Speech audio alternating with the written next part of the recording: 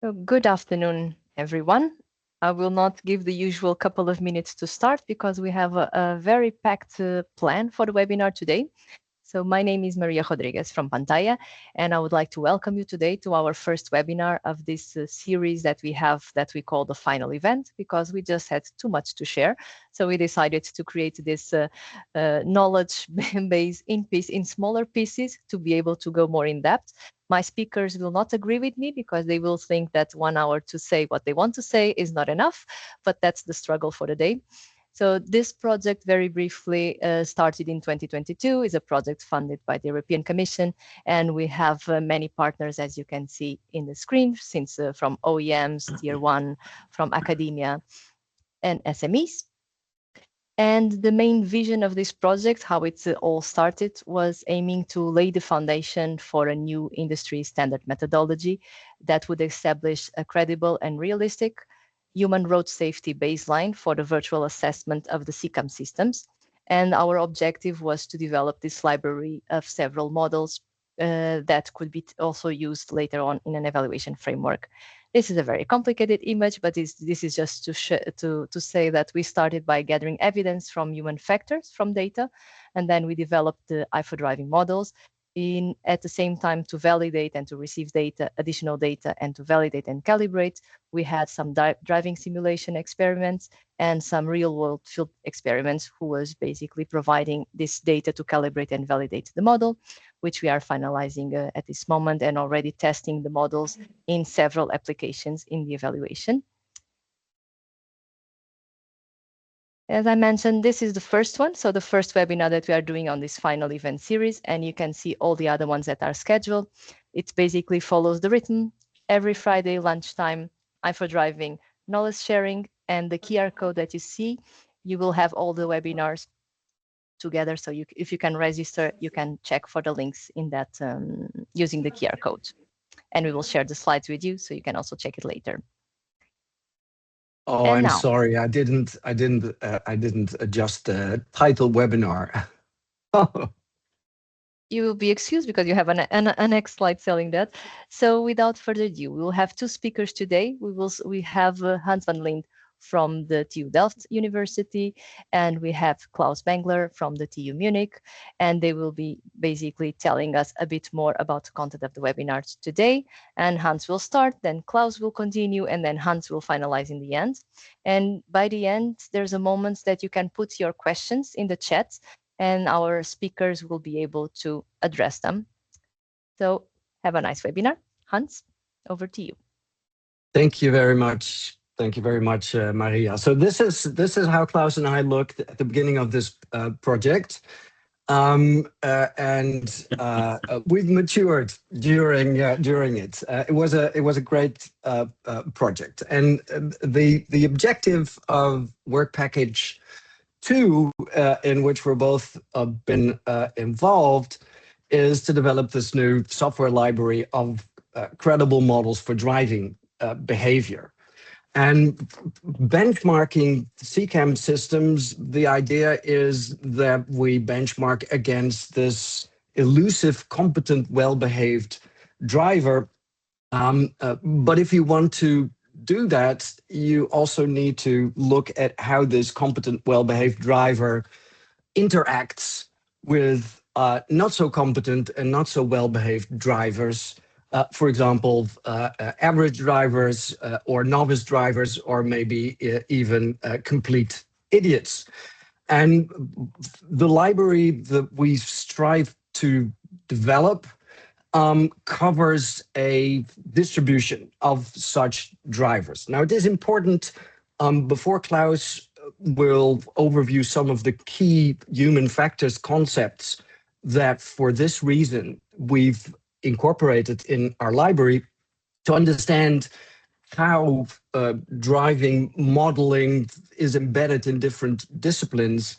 And the first thing to note is that traffic obviously is an emergent phenomenon from the interactions between drivers.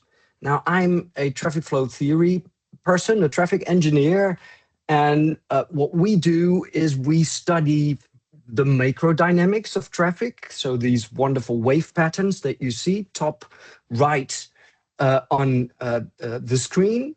And we study interactions such as car following and lane changing, and the emergent phenomena that arise from that. At the other end of the equation, we have the human factors community, which is a large community that focuses on studying individual behavior and all sorts of cognitive processes that affect that. Now, between those disciplines, there's quite a gap in terminology, in objectives. Applied human factors focus is much more qualitatively describing, conceptually describing, and we're into math. And so that means that we need to bring some of those human factors concepts into our mathematical frameworks. And to understand why this is a challenge, it's interesting to ask a very simple question, really. Despite all our flaws in perception, in the way that we observe the world, how is it possible that humans, when you put them in a rocket of 1,500 kilos with 120 kilometers an hour, are still able to safely drive and interact with other vehicles? How do we do this with all those flaws? And the answer seems to be, and this was already suggested by Martin Treiber and his co-workers 20 years ago, that we compensate for these flaws with our amazing goal-oriented powers of anticipation and cooperation. The net result really is a fairly simple operating driver that we can model very nicely and neatly using engineering logic in terms of control laws.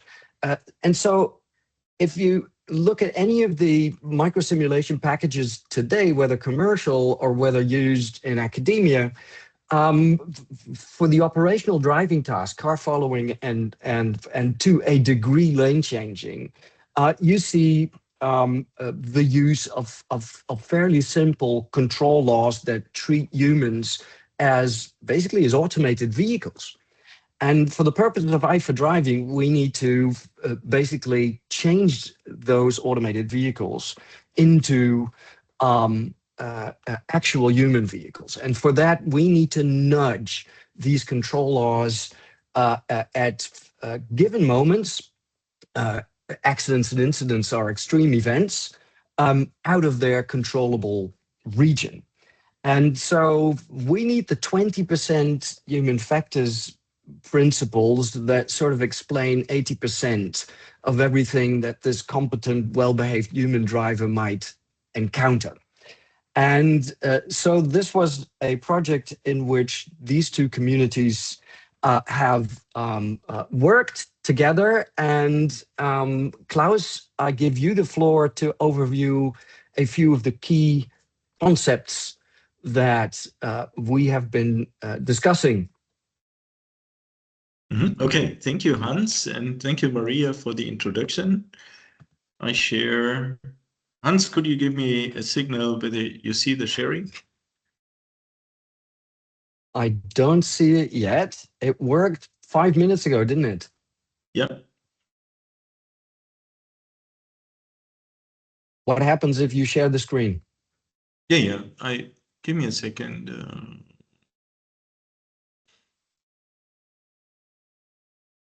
Okay. Now it should work.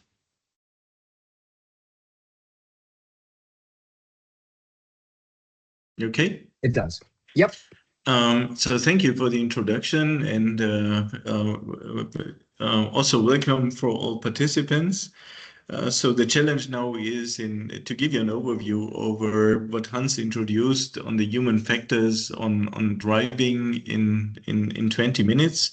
So it will be an overview over, and Hans already used the term over what I think are the most important mechanisms that cover many aspects of human behavior, and that help us to understand the variability between different drivers in the population. So young, experienced, risk-seeking drivers, and so on.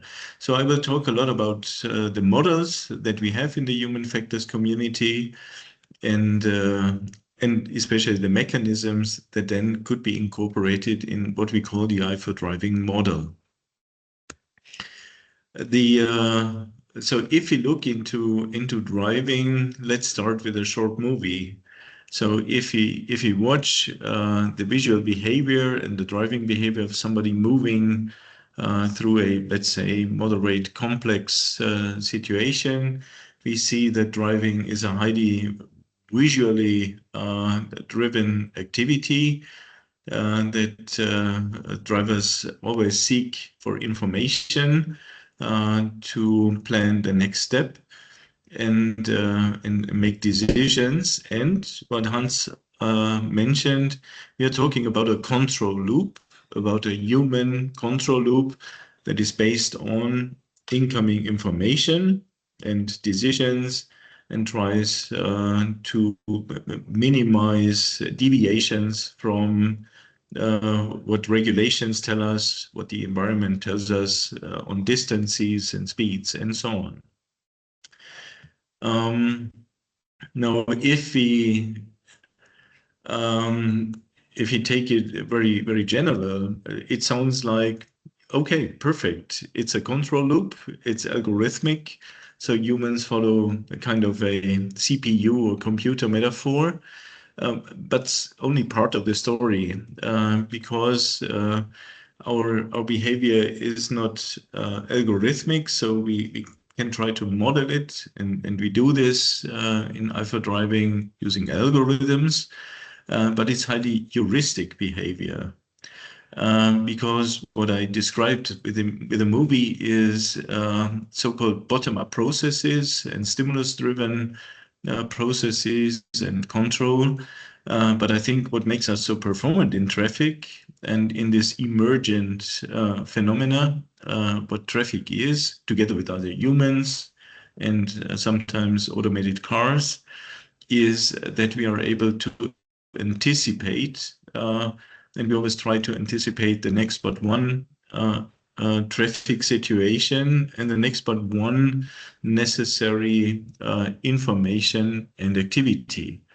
So if human beings drive a car, those two processes are active in parallel permanently. We try to anticipate, develop a heuristic, and follow goals. We try to match our experience to traffic scenarios and scenes, and we react on stimuli, either expected or unexpected, to feed the control loop.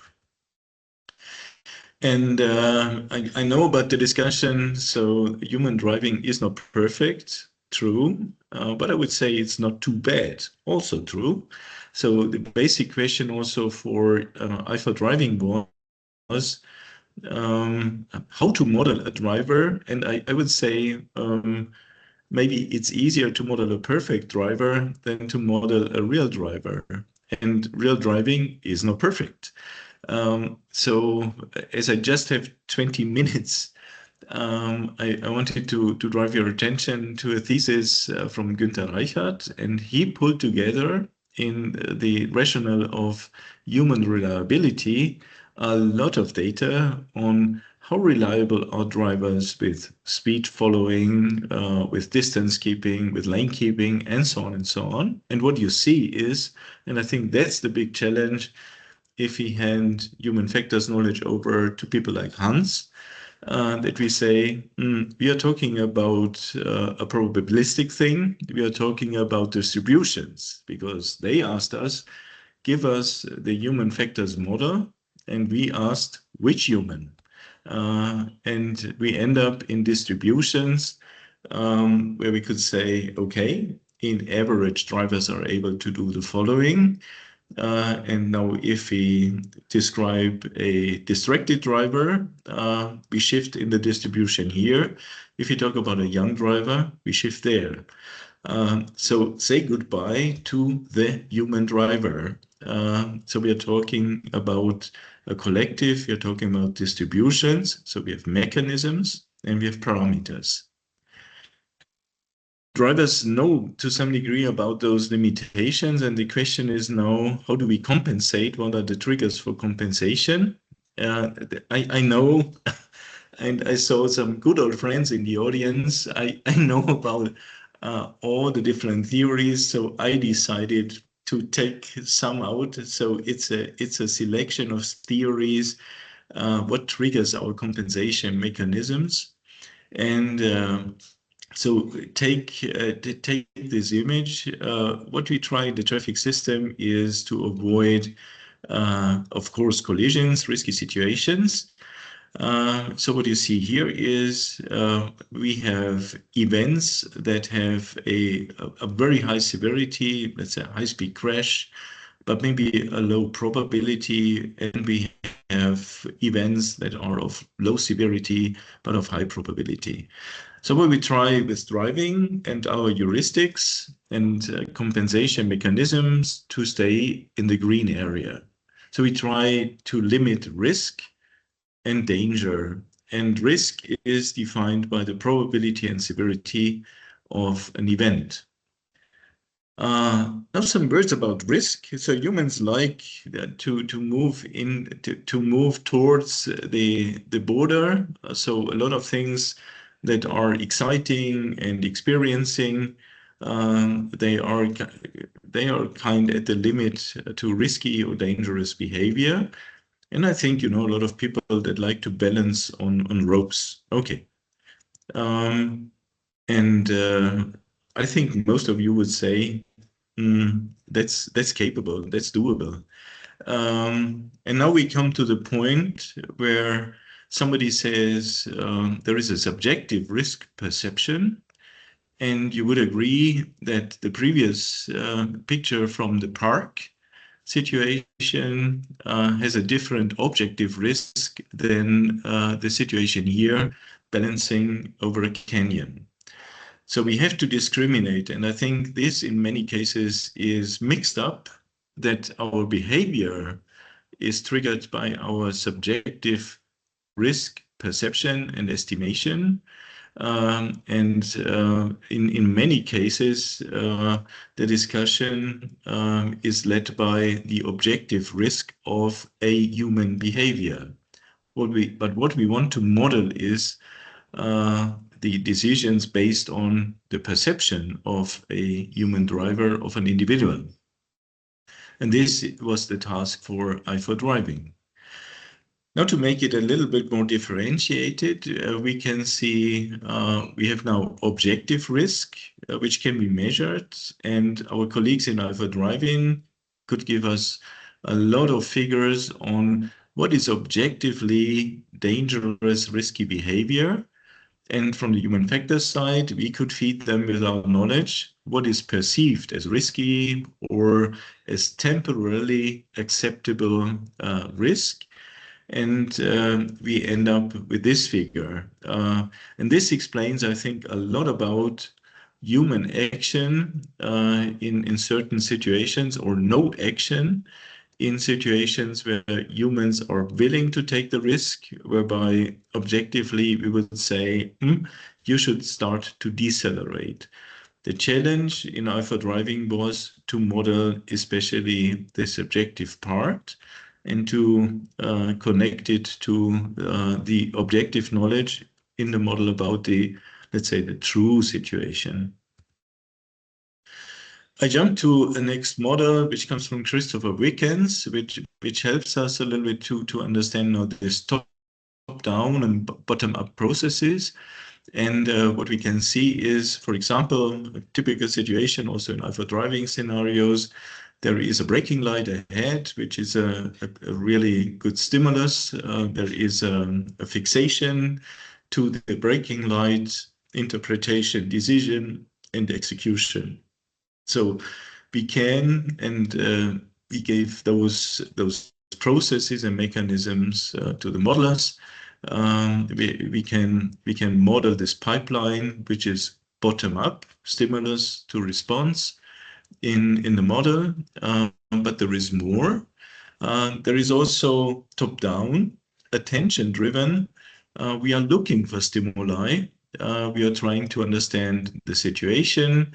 This is driven by the attention system and also by our knowledge. Now, a model that helps us to make this more, to quantify this, because the question was, yeah, could you give us some numbers or quantifications, is the SIEF model. And in the SIEF model, four very important parameters come together. You see salience effort as bottom-up parameters. So how salient is a stimulus? How bright is a brake light? What is the effort to push our attention there? And two top-down parameters, namely what is the mental model of the situation and the expectation of something will happen, and what is the value of this event for our safety, for example. And the SIEF model now allows us to make a probability announcement and say how probable is a glance to a certain direction if we have a given constellation of those four factors. So we are getting more and more from mechanisms to quantifications and models that can be incorporated into the i4Driving model. So what you see here is a driver approaching an intersection, and what can be nicely seen is the scanning pattern is far away from random. So there is an expectation where are traffic signs, there is a scanning, is this a standstill vehicle or will it pull over? So we are scanning our environment by intention and by experience. And if a signal, and we disturb those processes by signals, for example, we draw away attention from the anticipative part.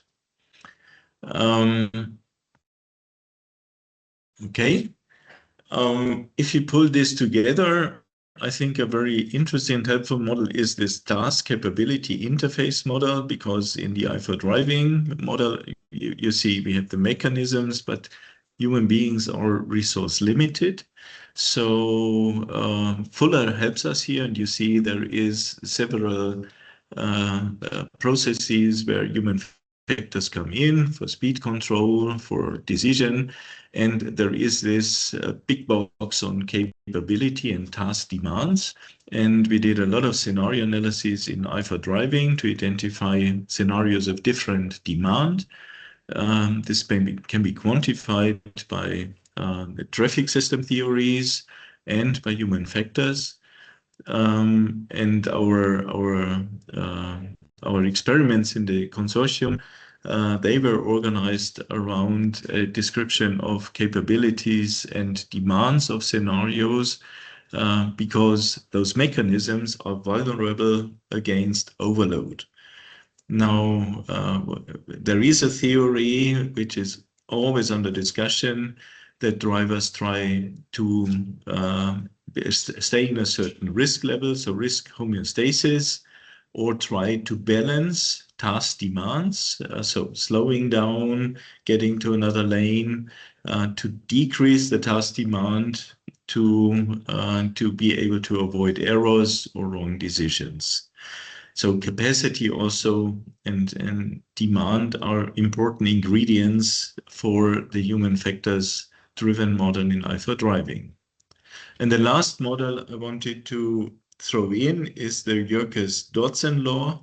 please remind the Jörges-Dodson law goes back to experiments with rats and mice and not human in the first place.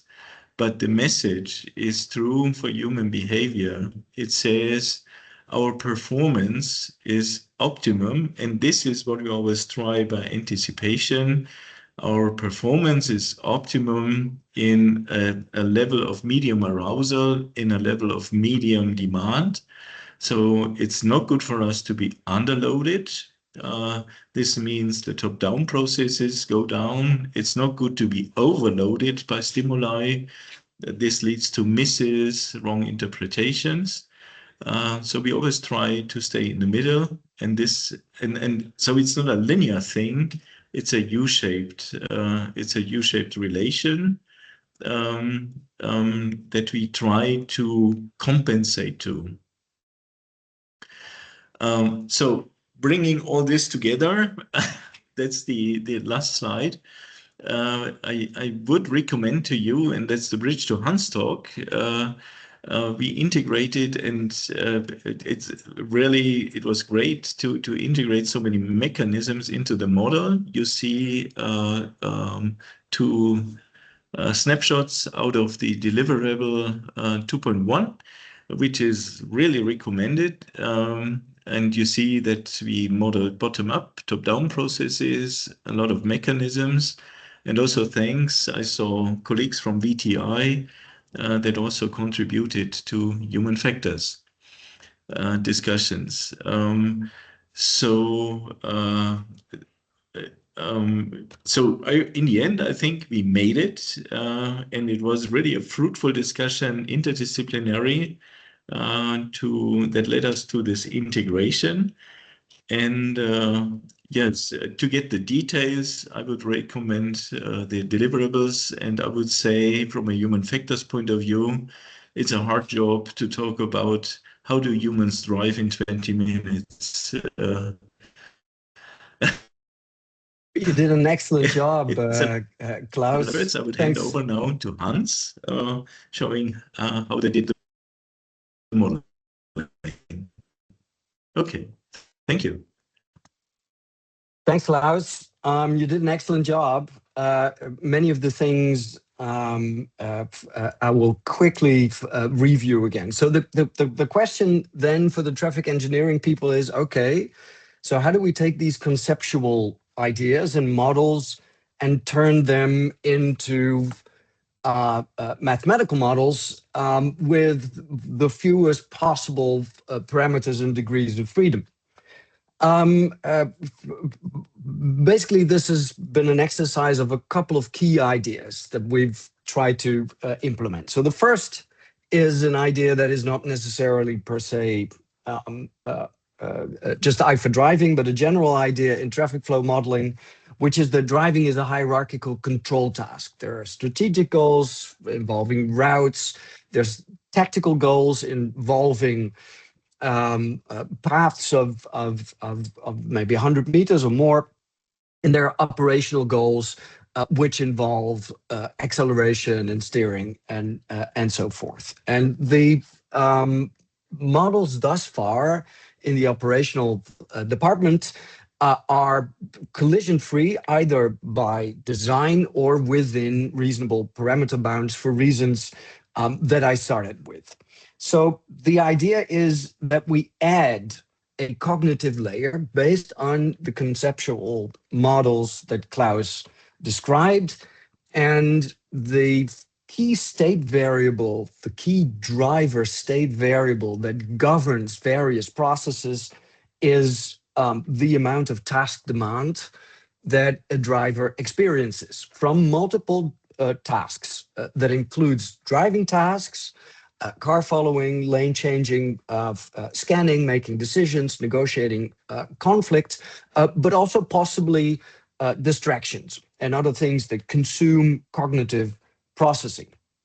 And we follow the logic of Fuller's task capacity interface model to do this. Now, under the hood, so to speak, this mechanism of a number of human factors ideas was developed in i4Driving. Multi-level of multi-channel perception. We don't just look in front of us, but we also look in the mirrors and we scan. There is this idea of the serial monotasker, and then there is some other ideas that I will very briefly and quite incompletely discuss, and I heartily support Klaus in his recommendation for some of the deliverables that we've written. D2 point, I don't know the numbers actually. Anyway, the first key idea is this idea of a fundamental diagram of task demand. Now, if you want to make task demand a state variable, it needs to be measurable or relatable from whatever is measurable in the simulation. You can't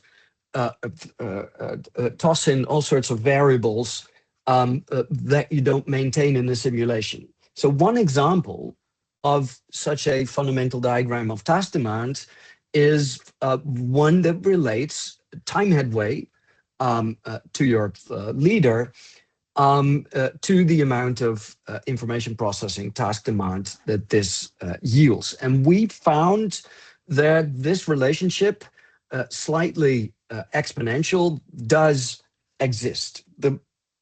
An idea to give you some intuition as to what this does, this is a very simple simulation on a straight road stretch with an accident on the other side of the road that eats away some of the task demand that drivers have.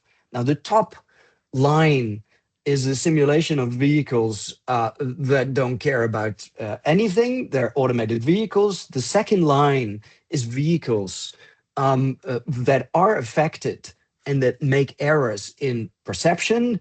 The third line makes errors in perception, but now overestimate gaps, which is a very dangerous thing to do, which results in an accident. The third line gives you the same drivers who now, in the vicinity of this accident, adjust their desired speed. So they have a form of behavioral adaptation along with the mechanism that Fuller describes. And the final line is the same as the fourth, but now with drivers who have different task capacities. And this gives a pretty rich and plausible array of mechanisms that at least qualitatively make sense. In i4Driving, we had two similar driving simulator studies in which we tried to relate time headway to a compound measure effort that is consistent with this idea of total task demand. And what we found is clear and convincing evidence for the negative correlation between task demand, effort, and time headway. There is less clarity about the precise shape. And of course, because it's a driving simulator study in which you bring people in a virtual environment, there are many limitations that also play a role. The biggest takeaway is that this idea of a fundamental diagram of task demand is a useful idea that allows us to maintain this state variable for each driver in a simulation. We also looked at a very different type of fundamental task demand, because remember, what we look for is a relationship that takes something measurable in the simulation and translates it into the most likely degree of task demand that a driver would experience. And this, of course, is a stochastic phenomenon. One driver would experience more demand than another driver.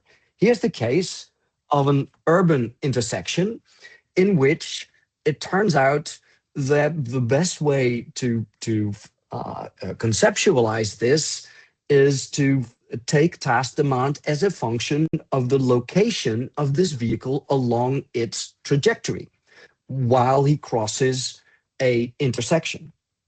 And the result of that work is, this is the picture. And the result of that work is interesting because it turns out that you can fairly clearly see, and these are the, I'm slightly colorblind, but I suppose that these are blue blue lines. The two graphs on the left-hand side give you results for turning left scenarios with cars crossing or merging. And the blue lines in the graphs on the left-hand side show you what happens without conflicting traffic. And the other colored lines give you the results of the effort that a driver experiences with cars merging or crossing. And what you can clearly see is that the trajectory just by itself, crossing and negotiating this intersection, results in a bump in effort. And this bump is highest at the shark teeth. Now, this is an interesting manifestation probably of the sieve model that Klaus talked about, where this is a very salient part of the trajectory, where a driver lowers the speed and is careful to look at further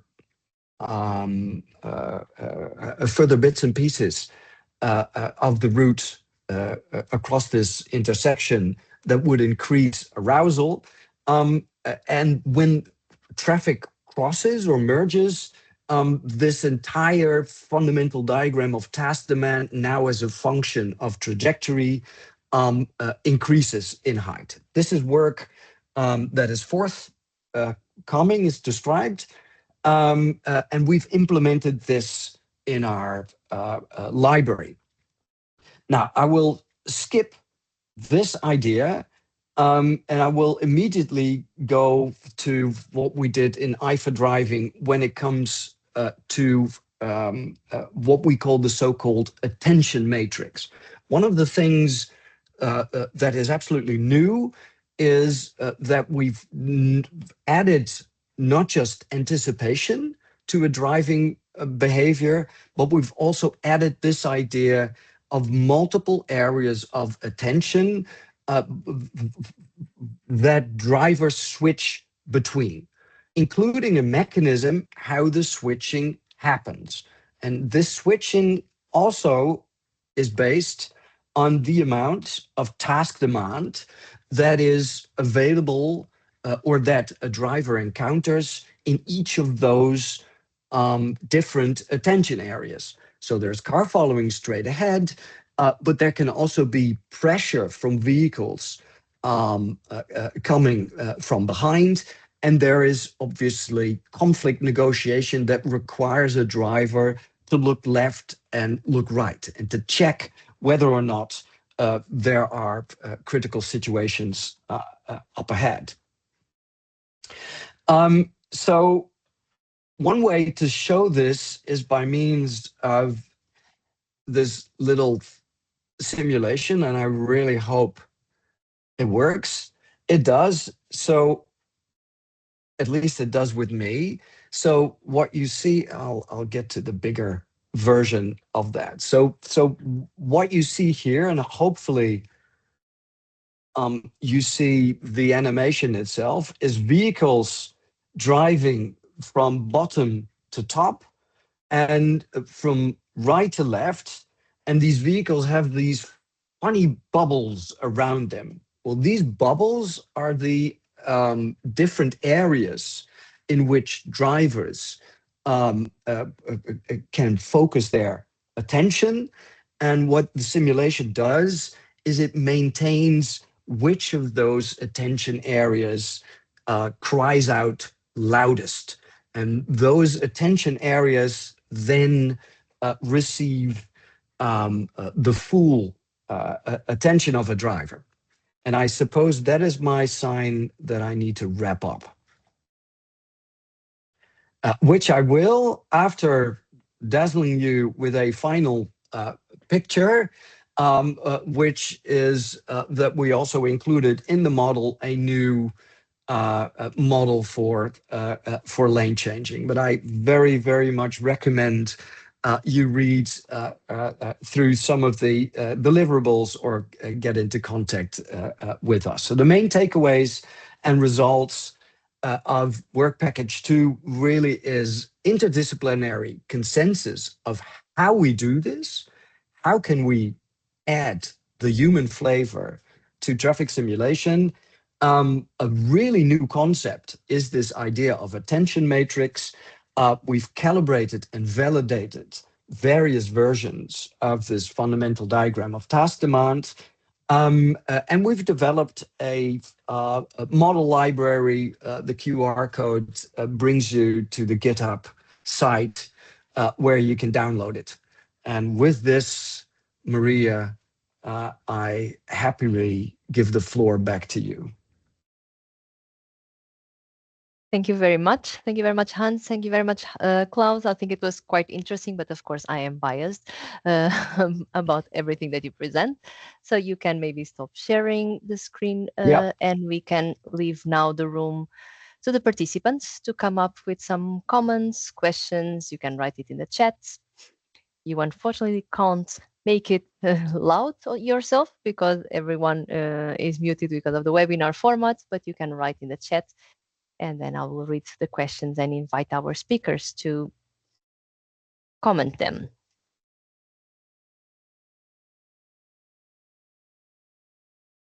Can also be a comment, can be a disagreement. This is always the moment of breaking the ice.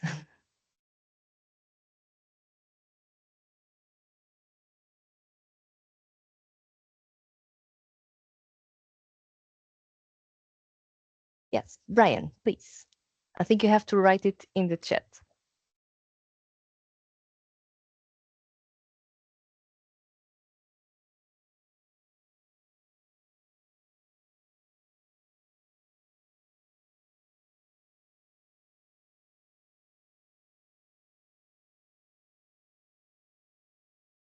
Or Klaus, maybe you have a question for Hans. Hans, you might have a question for Hans.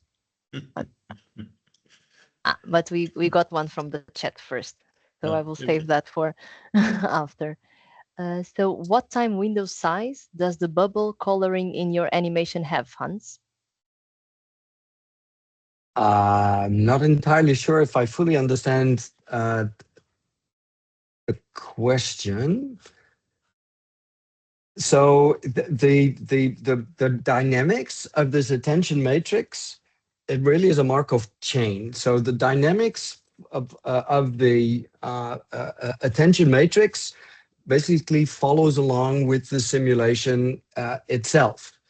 And one of the interesting things about this attention matrix idea is that the management principle that it follows is the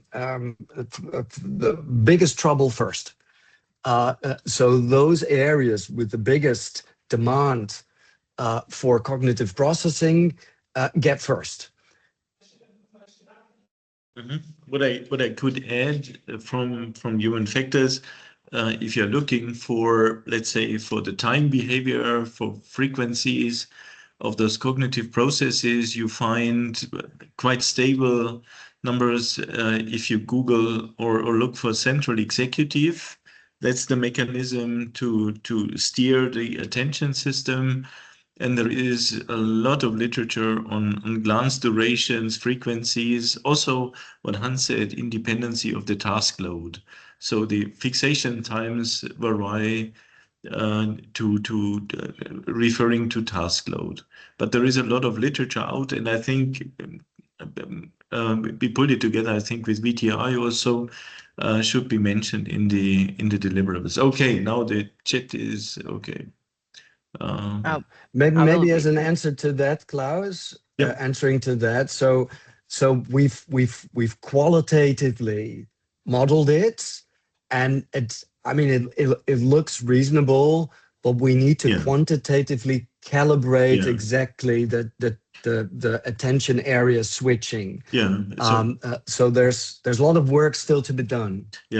So for the audience, I think a lot of mechanisms, as Hans showed, is now and needs, for example, calibration, parameterization. That's the model is very open for this. We saw. Okay. So that was the point that Amelie was asking, and then I'll continue going through the other questions. And you are getting quite a lot of nice compliments as well, of interesting talks and very good webinar. So there is one more question for Hans.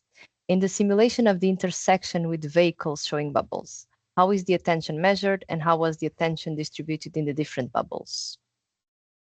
Yeah, so again, the idea is that in each of the attention areas, there is task demand. So the one in front of you is due to car following, and in the other areas, there are other tasks that ask demand. So the attention is distributed in a dynamic process, and basically, because if you work on a task to the left, the task straight ahead of you has to wait. So their reaction time increases and their task demand increases. And the switching method is a Markov chain that looks at where's the largest task demand. And that one gets full attention. So if you're oversaturated, basically you're going from a bit like that. So it's a very elegant process with no parameterization.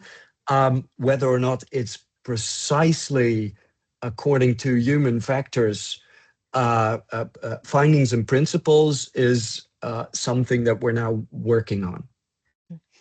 And why do they become red? The red ones, what does it mean? That's another question. The red ones means that they're the task, the saturation. So the total task demand there is getting too high. So if basically the idea is, if you don't start to finish this task now, it's going to be boom or splash. We'll continue on the attention area. So I'm not sure if you already addressed this point, so I'll just read. I noticed that one side, the left, had most of the attention focus apart from the front. Is this a function of the side of the road that the drivers are on? For example, in the United Kingdom and Ireland, we drive on the left, so I would expect the focus or secondary attention area to be on the right. I'm assuming that the simulation was based on the right-hand driving, so the attention area is to the left. Well spotted, very perceptive. So on an intersection for us right-hand side driving Europeans, a left turn is probably the most complicated and so most demanding maneuver. So these vehicles were all looking at conflicts. And those conflicts arrived from the left. I think that is what you spotted. So one attention area is checking conflicts. I think we called it slightly differently, but let's call it checking conflicts. And that's a big task at an intersection. That turns to red if you don't attend to it. And why do you call it a task demand fundamental diagram? And then how do you derive a unified fundamental diagram? Nice. So in traffic flow theory, one of the oldest models that we have is the fundamental diagram of traffic flow, which was invented in the 1930s. And it relates flow to density. So it's a little play on traffic flow theory. why don't we have in this human factors layer also something that is sort of fundamental? Um, I so it's a little play on words. Really, it's nothing more than that. And then I see Tanya with a hand raised. I allowed you to, if you unmute yourself, you can also do your question. Wouter has corrected me. Thank you, Wouter. The color is perception delay for the task. So how long a particular task has not been attended to. It's exactly the other way around as I said it. Thanks, Wouter.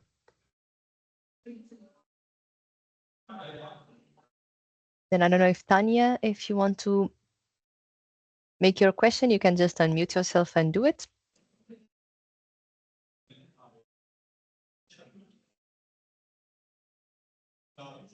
If not, while you figure that part, of course, we have our dear scientific coordinator of the project, Vincenzo, in the chat. So I made you presenter, so you can also make the question, which is, of course, the most tricky one.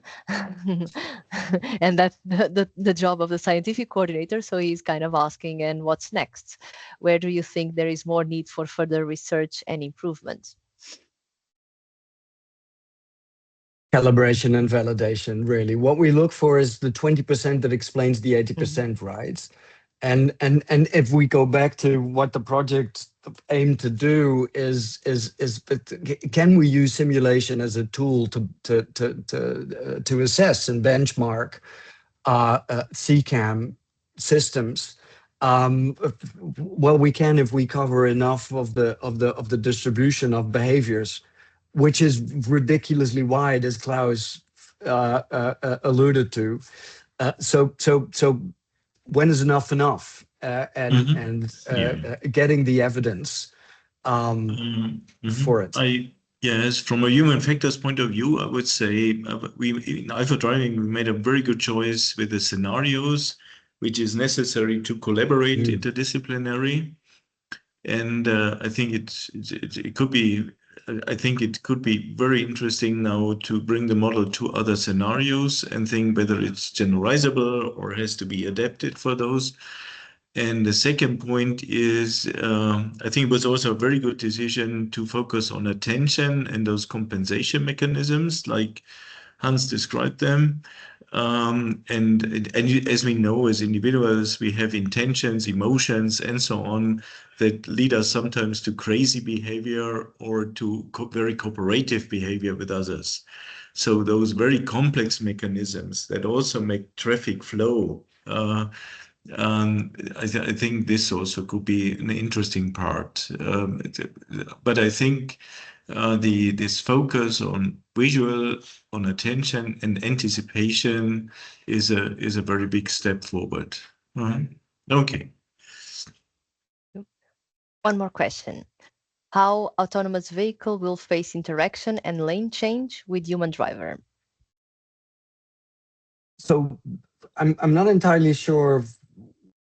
I'm not entirely sure if I completely understand the question, but the idea is that in a very early stage, even on a desktop setting, you're able to benchmark and test a CCOM system, and the idea is that the an autonomous vehicle drives according to his own car following and lane change logic, his own perception model, which can very much be a black box. And the idea is that the vehicles in which this vehicle, this automated vehicle interacts in the simulation, responds according to this model library, right? Which could end well and could end badly. Both can happen. And the automated vehicle supposedly will drive according to a very well-behaved and competent driver from the left-hand side of the distribution of behaviors that we can replicate with this library. From my perspective, and we have a DFG project that started At last year called Mirova, and we are investigating this question. So in the Mirova consortium, and what I expect is, if you remember this this safety and risk chart, especially with lane change, as human drivers, we accept very short periods of time with very small distances, enormously small TTCs. The attention system is pulled up, so highly focused, well prepared, but objectively we are very close to a collision, but this is a very short period and then it's done, lane change, perfect. And here we see that autonomous cars have different strategies, bigger distances, and for good reason. And this, I think, is a learning process for the human driver community, that there are different strategies to change a lane. And humans are willing, and they are successful with this strategy, to have this short, let's say, short distance constellation to fill gaps, change lanes, and so on. And some of them expect this from autonomous vehicles, but I think that's difficult. That's really difficult to do for them. Okay. Yeah, great point. Yeah, oops. And was the study based on external factors only, not internal dashboards alerts as well?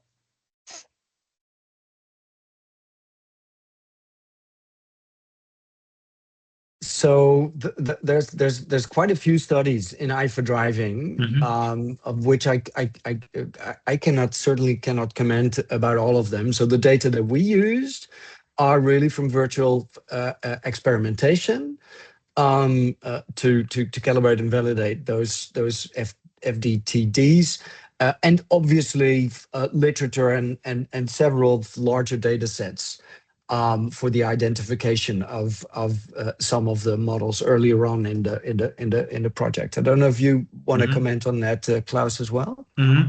What we did, and this was part of the scenario selection. So we increased and decreased the demand mostly by external factors, so traffic, densities, behavior, and so on. We discussed, and it might be, I would have to look it after, whether also to insert for experimental reasons distracting factors inside, or task demands or secondary tasks inside. But the main focus was to focus on the exterior and give the community also arguments for the difficulty of traffic situations. Okay. Thank you very much. I see we only have 1 minute left. There is a message. Oh, Maria, there is a message from Johan. Thank you, Johan. There was NDRTs, non-driving related tasks, in at least in one experiment or in one series of the experiment. Thank you, Johan. Okay.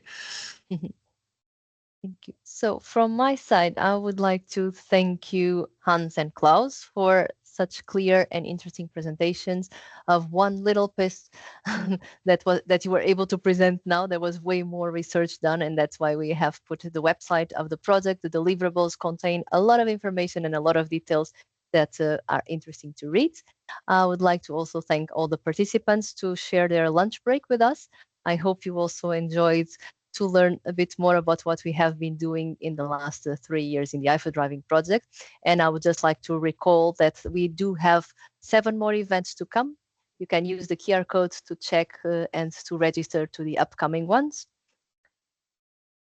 Thanks, Maria. It's been a great journey. Yeah, learned a lot. Thank you. And thanks, everyone. Thanks for your attention. Okay. See you, Hans. Thank you, everyone. Bye-bye, Maria. Bye-bye. See you on the next webinar. See you guys. Yep. Cheers. Bye. Maria, can you stay for 1 sec?